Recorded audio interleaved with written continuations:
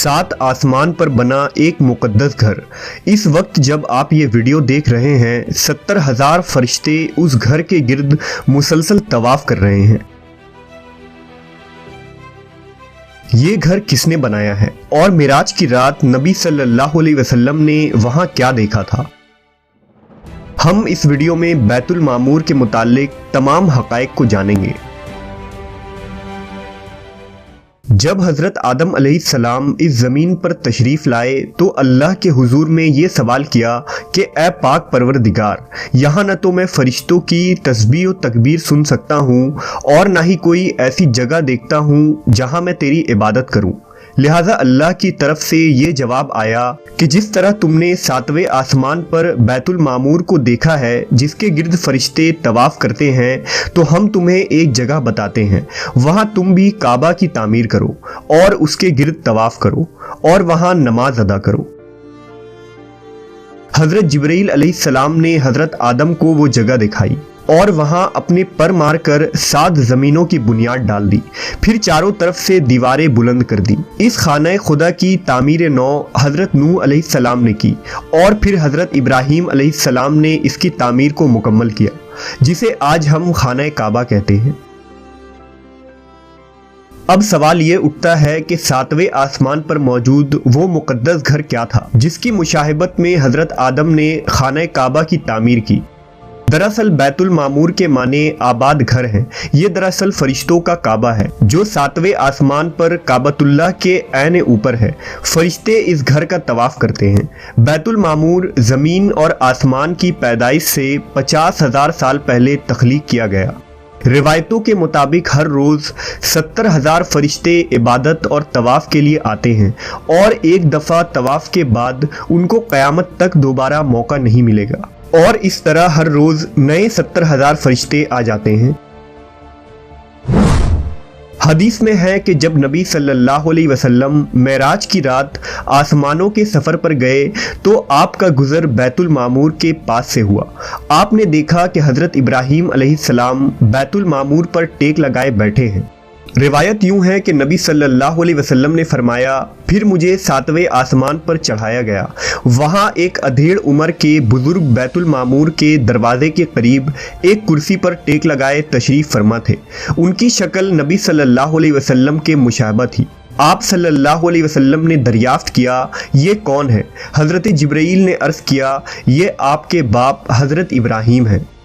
इब्ने अबी हातिम की रिवायत के मुताबिक रसूलुल्लाह सल्लल्लाहु अलैहि वसल्लम ने फरमाया कि आसमान में एक घर है जिसे मामूर कहते हैं जो काबा के सिमत में है।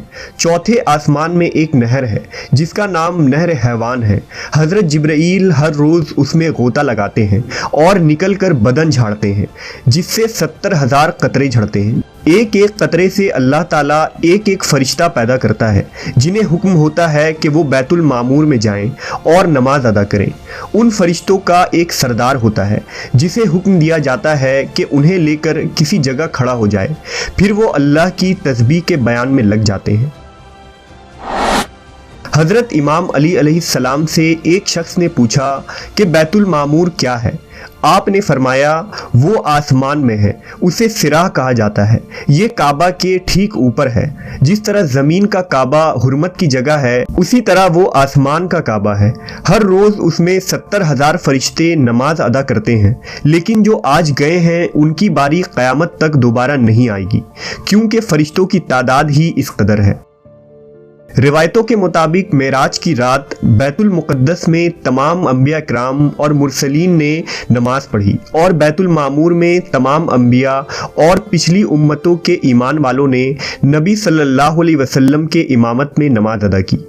जब नबी सल्लल्लाहु अलैहि वसल्लम बैतुल मामूर के करीब गए तो वहाँ कुछ फरिश्तों को देखा।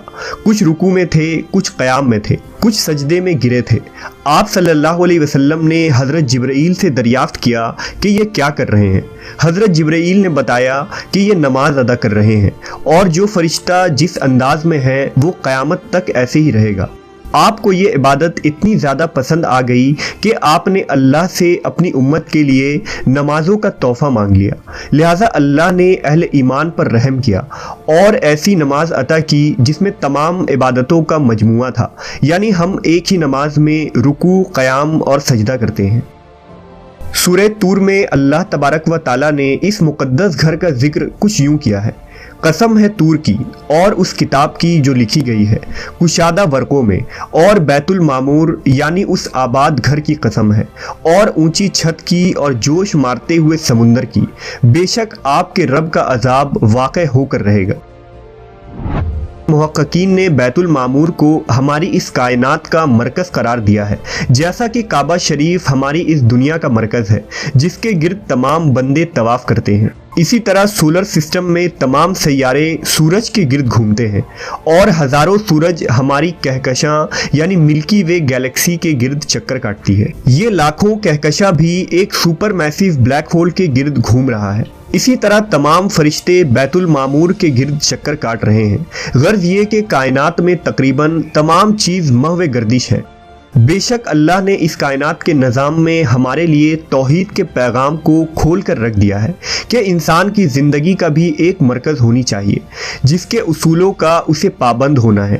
وہ مرکز اللہ کی ذات ہے جس کے گرد گھوم کر اور اس کی اطاعت میں رہ کر ہی فلاح پائی جا سکتی ہے۔